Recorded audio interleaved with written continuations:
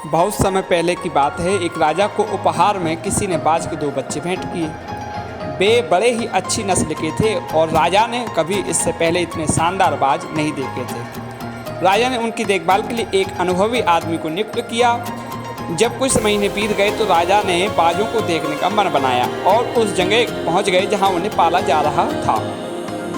राजा ने देखा कि दोनों बाज काफ़ी बड़े हो चुके थे और अब पहले से भी शानदार लग रहे थे। राजा ने बाजों की देखभाल कर रहे आदमी से कहा, मैं इनकी उड़ान देखना चाहता हूँ, तुम इन्हें उड़ने का इशारा करो। आदमी ने ऐसा ही किया। इशारा मिलते ही दोनों बाज उड़ान भरने लगे, पर जहाँ एक बाज आसमान की ऊंचाइयों को छू रहा था वहीं दूसरा कुछ ऊपर जाकर वापस उसी डाल पर आकर बैठ गया जिससे वो उड़ा था।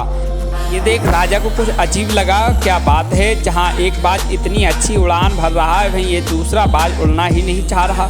राजा ने सवाल किया, जी हुजूर, इस बाज के साथ शुरू से यही समस्या है, वो इस डाल को छोड़ता ही नहीं। राजा को दोनों ही बाज प्रिय थे और वो अपने दूसरे बाज को भी उसी तरह उड़ाना देखना चाहता था।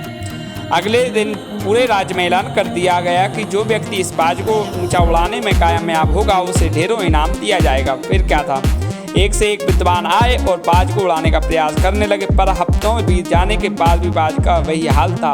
वो थोड़ा सा उड़ता और वापस डाल पर आकर बैठ जाता। फिर एक दिन कुछ अनोखा हुआ। राजा ने देखा कि उसके दोनों बाज आसमान में उड़ रहे हैं। उन्हें अपनी आंखों पर यकीन नहीं हुआ और उन्होंने तुरंत उस व्यक्ति का पता लगाने को कहा जिसने एक कारनामा कर दिखाया था।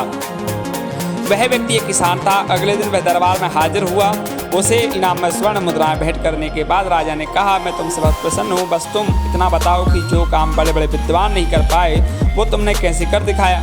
मालिक, मैं तो एक साधारण सा किसान हूँ, मैं ज्ञान की ज़्यादा बात नहीं जानता। मैंने तो बस वो पेड़ की डाल ही काट दी जिस पर बैठने का बाज आदि हो चुका था, और जब वो डाल ही नहीं रही तो वो भी अपने साथी के साथ ऊपर उड़ने लगा। जीवन में ऊपर उड़ने के लिए तमाम तरह के अवगुणों का डाल काटना अनिवार्य है। अपनी कमियां जो हैं और या कमजोरियों को दुरुस्त किए बगैर जीवन में ऊंचाइयों की कल्पना भी बेमानी है। मंजिलें उन्हीं को मिलती हैं जिनके सपनों में जान होती है। पंखों से कुछ नहीं होता, हौसलों में उड़ान होती है।